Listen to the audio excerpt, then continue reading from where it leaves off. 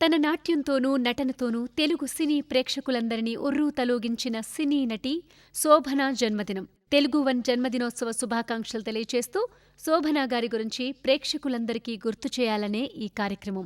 1966 మార్చి 21వ తేదీన శోభన జన్మించారు. నటనలోనూ నాట్యంలోనూ ప్రసిద్ధి చెందిన లలిత, పద్మిని, రాగిణులకు ఈమె మేనకోడలు. చిన్ననాటి నుంచి నాట్యం పట్ల ఆసక్తిపరురాలైన ఈమె 1980లలో భారతదేశ ప్రతిభావంతులైన కళాకారుణులలో ఒకరిగా ఖ్యాతి పొందారు. చెన్నైలోని చిదంబరం నాట్య అకాడమీలో శిక్షణ పొందారు.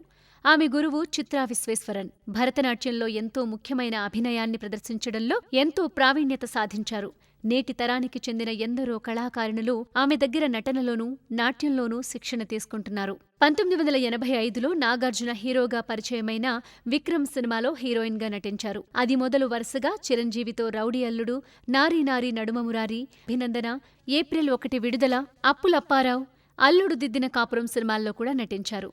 తెలుగుతో పాటు తమిళ్, మలయాళ, హిందీ సినిమాల్లో కూడా ఈమె నటించారు. ఈమెకు మలయాళ చిత్రం మణిచిత్ర తాళుకు ఉత్తమ నటిగా జాతీయ అవార్డొచ్చింది. తర్వాత 2001లో దక్షిణాది నటి రేవతి దర్శకత్వంలో వచ్చిన మిత్రా మై ఫ్రెండ్ సినిమాకి రెండవసారి జాతీయ ఉత్తమ నటి అవార్డొచ్చింది. 1994లో ఈమె కళార్పణ అనే సంస్థకు అంకురార్పణ చేసి భరతనాట్యంలో శిక్షణ ఇస్తూ భారతదేశమంతటా నృత్య వార్షికోత్సవాలు నిర్వహిస్తున్నారు. నటనతో పాటు నర్తన పట్ల కూడా ఇంత ఆసక్తి చూపిన శోభన ఎందరికో ఆదర్శ నటిగా నిలుస్తారని ఆశిస్తూ ఆమెకు జన్మదిన శుభాకాంక్షలు తెలియచేసుకుందాం.